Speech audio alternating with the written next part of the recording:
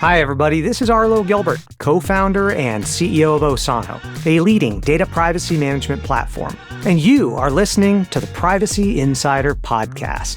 This show explores the past, present, and future of data privacy for privacy and business leaders alike, as well as anyone who wants to keep privacy top of mind. Hi, everybody. This is Arlo Gilbert. I'm the CEO and co-founder of Osano, a leading data privacy company. And this is the first episode of the Privacy Insider podcast. Today, we are joined by Katharine Tomko. Katharine is a partner at First Ascent Ventures and a Series B investor in Osano. But more importantly than that, Katharine has an incredible background when it comes to data privacy.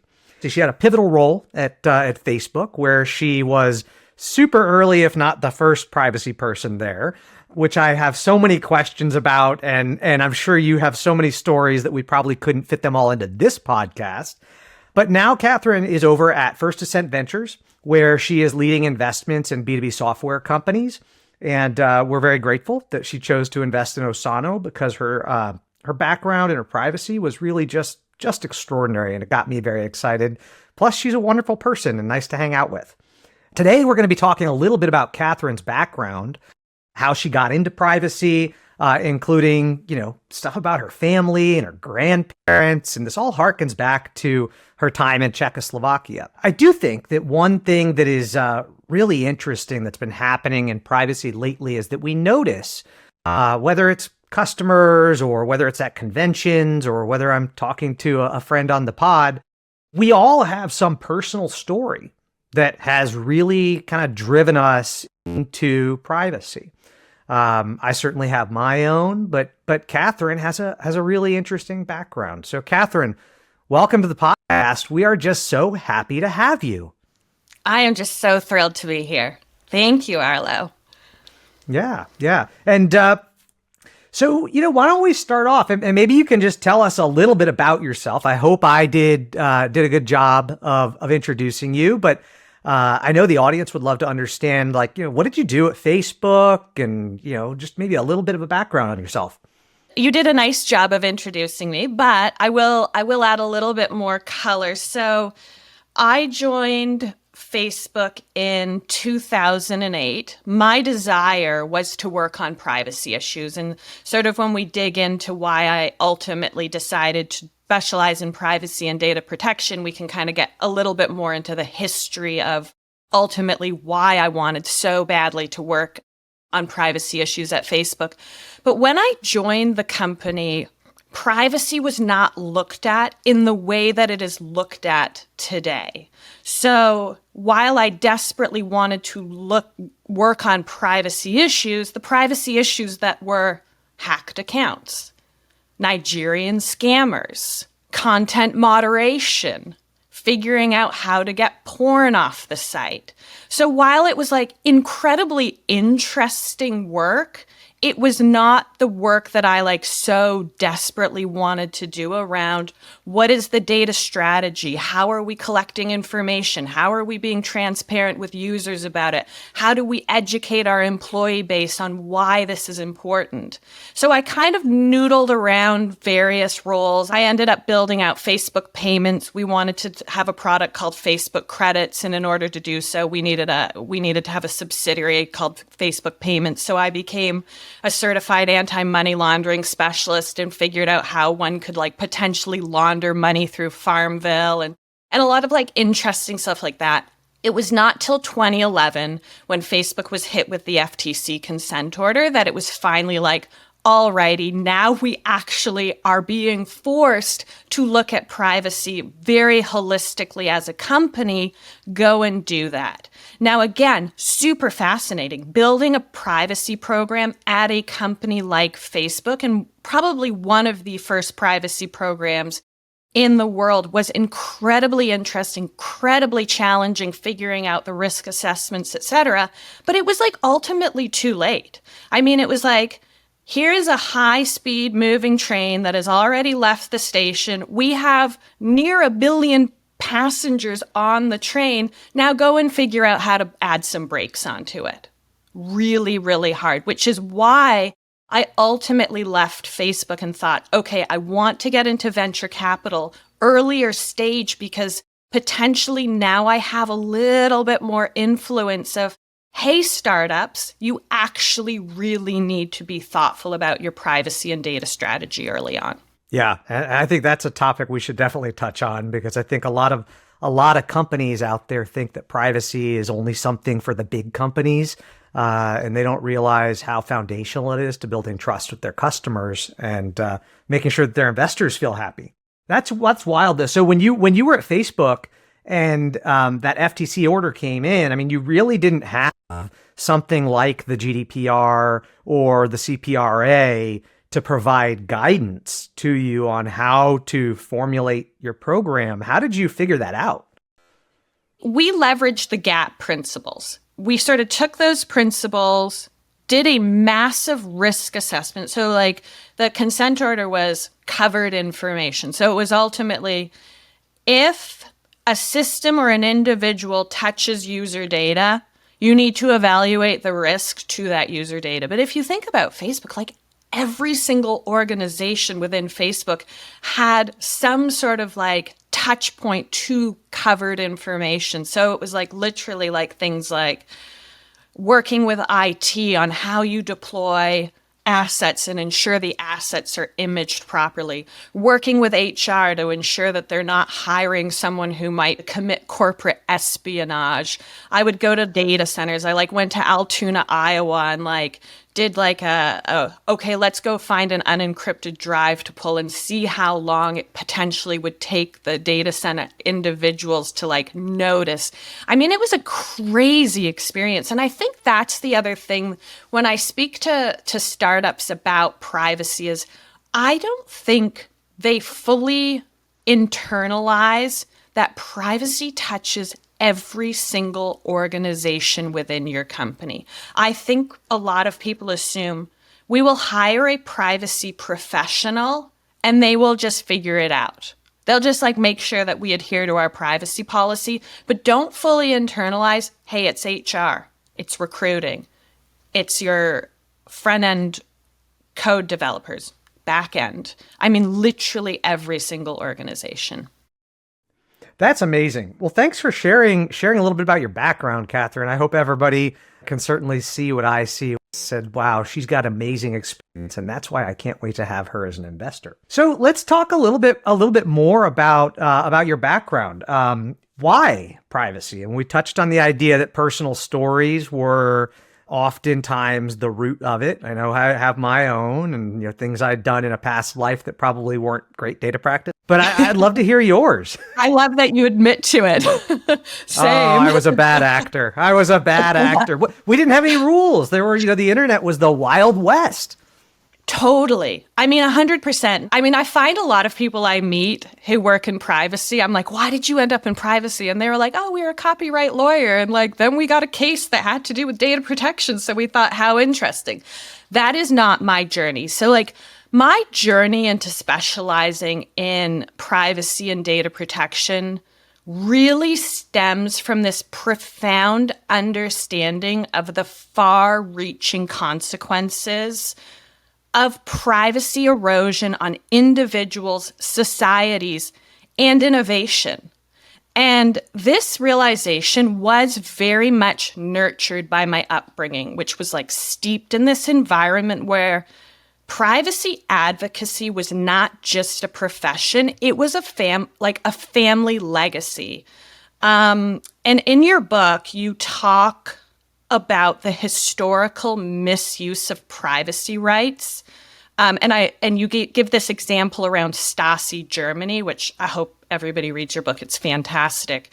But that part of the book really resonated with me because my perspective on privacy is ultimately crystallized through the lens of my family history. So in the 1920s, my grandfather was jailed for 6 months for criticizing the president of Czechoslovakia. Now, the irony here, and it's something that I always say to folks in the West, like in Canada and the US, because everyone's like, oh, we live in a democracy. That would never happen. Well, the 1920s in Czechoslovakia was a democracy, or so the citizens thought. So the president at the time was he had been a blacksmith, risen through the ranks, ultimately to the highest rank of president. My grandfather was at a bar with one of his friends, happened to make an offhanded comment about the president of Czechoslovakia, saying something to the effect of, oh, hell, like, clearly it doesn't take brains to be president. I mean, if a blacksmith can become president, anyone can become president. He said to his friend, you could be president because you're way smarter than a blacksmith. Like, totally innocuous, like, off the cuff. Unbeknownst to my grandfather, what he said was reported to the authorities, and he was jailed not long after. Like, there was no trial, there was no choice. They literally showed up at his door and threw him in jail. Now, this was the 1920s. 20 years later, Nazis invaded Czechoslovakia, so my grandparents were forced to flee. And then 30 years after that, my father returned to Czechoslovakia. Now, by this time, so this is the 1970s, and I do have a point for bringing this up, so bear with me. So the country was under communist rule. Soviet troops occupied the country. So while in Slovakia, my father stayed with his relatives. Now, our family prior to the occupation, they were not poor individuals. They were into theater and the arts, etc. But after this occupation, my family ended up living in this 2-story wooden house where they had to keep livestock on the ground floor, and they lived on the second floor, and they ultimately harnessed the heat from the livestock to keep warm. But what struck my dad, like above and beyond the abject poverty that most people now lived under, was that when they went out in public, they all talked to each other in the whisper, because people were absolutely terrified that someone was listening. And like many people would recount this story of this like elderly gentleman who used to go to the pub and like criticize the government, saying how corrupt and stupid they were. And he would give these speeches, and one night after one of his speeches, he went to walk home and he was never seen again. And people assumed that he was taken by the state authorities because people were constantly disappearing. Informers were everywhere. Now, there was this umbrella of fear that hovered over the people. Now, this fear was like kind of promoted by the government, because they kept saying, oh, there's going to be an attack by the West. Although most people didn't actually believe that, the real threat were the informers. They were always listening and always reporting back on any infraction or incidents that they considered suspicious. So ultimately, this fear was exacerbated by a corrupt and paranoid government that misconstrued innocent, and I want to like highlight innocent pieces of information to incorrectly brand individuals as enemies of the state. So when people were whispering, it was their way of protecting their privacy. Although they probably didn't consider it like that. It was just ultimately their way of exercising freedom. And I like to say, like, whispering was ultimately their privacy-enhancing technology, as crude as that might seem and sound to us. Yeah, that is an amazing story. You know, as I'm listening to that, and you're talking about the comment about the democracy, you know, it's funny because we hear the same thing in America, right? Which is that this could never happen here. We're special, we're different. But you don't have to go that far back in time. I mean, think about McCarthyism, right? Where, you know, we were turning people in because, oh, I suspect they might be a communist, and people's lives were ruined, and, you know, people were, you know, blacklisted from industries. It was a terrifying time. And yeah, I think that's a big point that we got to make sure folks understand and then share, which is that, you know, being a democracy does not make you immune from authoritarian behavior and from having your information and what you do and how you do it and who you talk to being used against you in some way, even when it's completely in. I think people also need to internalize, like, informers are no longer sitting in bars listening in on you. Like, they're no longer like on the street. Like, we have much more sophisticated digital informers. Like, literally everything you are putting online could potentially be misconstrued. It's almost like turnkey tyranny in a way. Yeah, with the right data and the right intent, there's a lot of damage that somebody could do. I love hearing your story about Czechoslovakia and about your family's background. I have a better understanding now of what brought you into our world. I'm really curious, when you think about how things have changed since you were spending your time at Facebook, have you seen a lot of big changes? I mean, it's kind of a loaded question. Obviously, we've had regulations, but I'm curious from your position, what's different? What's changed? I mean, everything. I mean, it's absolutely crazy. Like, so the pivotal moment for me where I was like, okay, I want to get into privacy arrived with the aftermath of 9/11. So you took 9/11 coupled with the enhancement of like technology that made government one of the biggest vacuums of personal information for the purposes of public safety. And like large tech companies sort of got corralled into this, followed by any company that started to collect personal information because of their migration from brick and mortar to online sales. So it became very clear to me the imperative of safeguarding public safety without sacrificing fundamental freedoms. And the emergence of digital surveillance as a sophisticated form of, like I said, electronic informers really highlighted the urgency of privacy advocacy in the face of evolving threats. So for me, I always just wanted to be an advocate of privacy. In university, I wrote my thesis on the topic of biometrics and whether or not they would eventually be used as tools of surveillance or tools of freedom. And in my paper, I talked about how one day there would be this centralized database that would know your likes, who your friends were, what you like to eat, where you like to go, whether you were happy, whether you were depressed. I actually got docked marks because my professor told me I was not grounded in reality. 4 years later, I did end up at the company that ultimately, the one that I ultimately predicted. Now you ask, like, what are the most significant shifts? So many.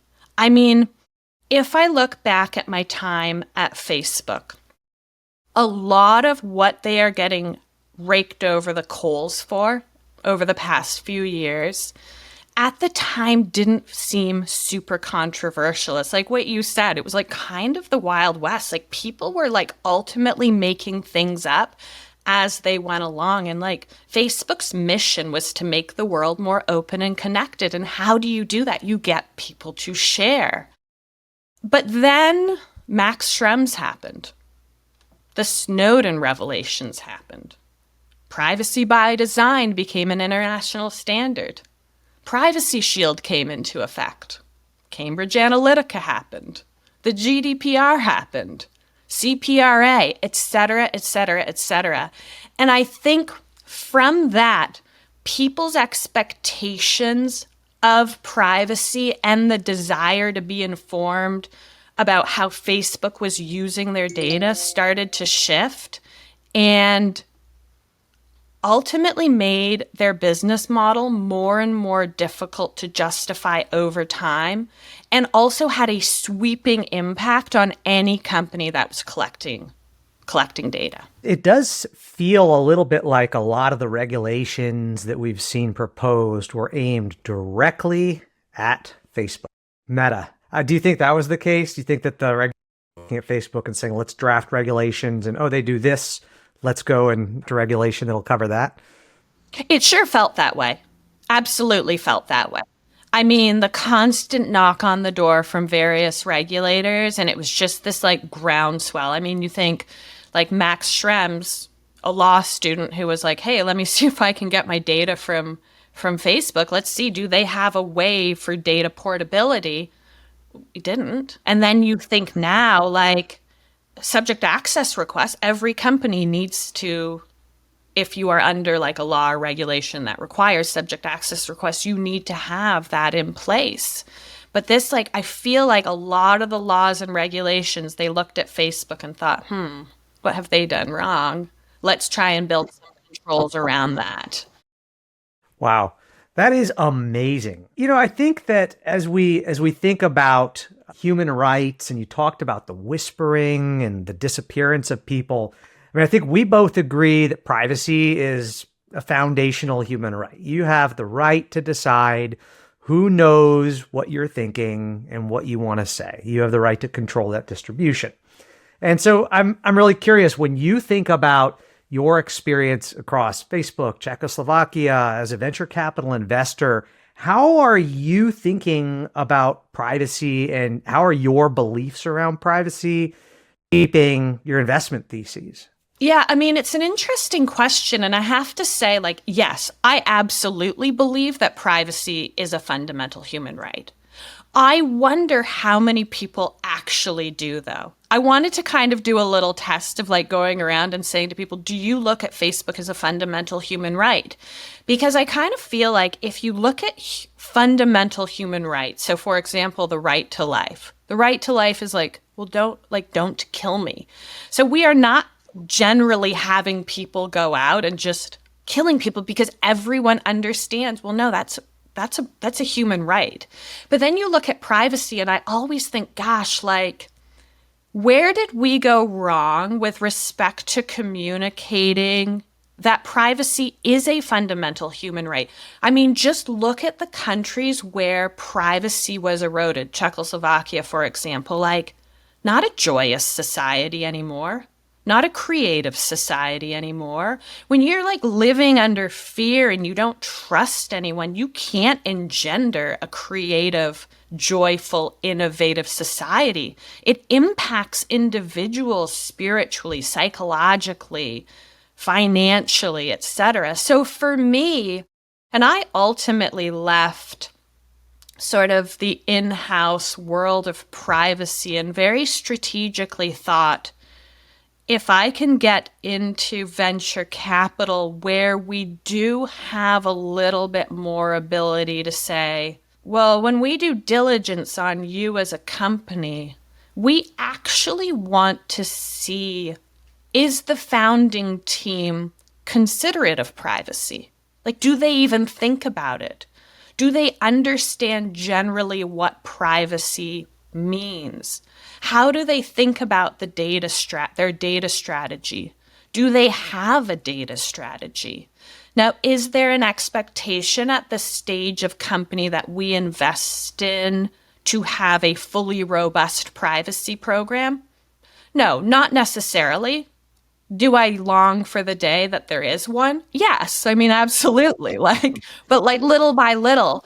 So I think in terms of like our investment or my investment strategy is, yeah, we do spend time doing diligence on these companies to really get a sense of how founders are thinking through privacy. And if they're not, probably not the right companies for us. So then, you're definitely taking privacy, and you're kind of using it as a way to look at the ethical approach that the business is taking to understand if this is a business that you want to be part of. And it seems like that's a growing trend, not necessarily in VC, but consumers care, businesses care, employees care, and it really feels like it's a matter of time till privacy is just part of the diligence process. It may not be deep and might not be 100 pages, but it might very well be, we need to go and look at, third parties and understand who you're sharing data with before we give you millions of dollars. I think when I talk to other VCs, they're interested in privacy. I think it's because privacy from an outside perspective seems so complicated and so confusing as to where to even start. I think it's less about do they care and more about we just don't really know what to do. I do think the tide is shifting a little bit, especially now with the push around AI. investors are like, oh, shoot, actually, if we are going to invest in a company that is leveraging AI, we know that data is a big part of that.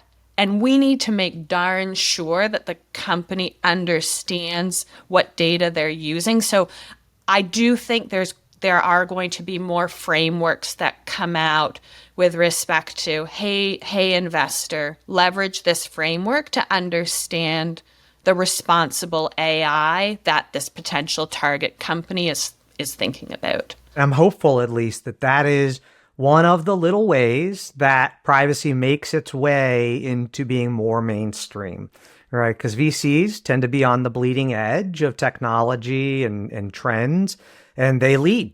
So I'm hopeful that we'll start seeing more of this from insurers, from banks, to do we want to give you a cyber insurance policy if you are willy-nilly sharing personal data and maybe at risk of some sort of fine or worse, right? There could be some class actions against you if there's a breach.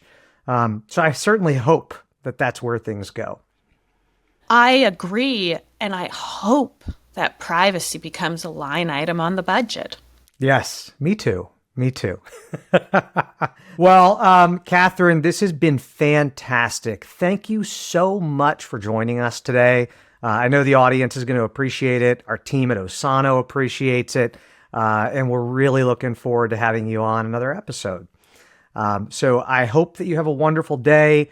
As a takeaway, for the audience, when we think about the intersection of technology and human rights, they really play a critical role in defining how we are going to go forward as a society. We have an opportunity as small participants in this gigantic puzzle of regulation and data to have an impact. Katharine shared some great insights about her background at Facebook, her family's history in Czechoslovakia. And in our next episode, we are going to chat some more with Katharine about the challenges and opportunities that are currently happening in relation to privacy regulations and the ethical use of AI. These are really interesting and complicated topics. We're going to try very hard to simplify it. And Katharine, we are looking forward to having you as part of our enlightening episode in season 2. We are looking forward to continuing having you on episode 2. Well, thank you, Arlo. This has been fantastic. Thank you for listening to this episode of the Privacy Insider Podcast. You can find a full transcript of this episode and any show notes at osano.com. That's www.osano.com. And while you're there, get access to an excerpt of my book, The Privacy Insider: How to Embrace Data Privacy and Join the Next Wave of Trusted Brands, which is now available on Amazon for purchase. Until next month, take care. And remember, data privacy is a fundamental human right, y'all.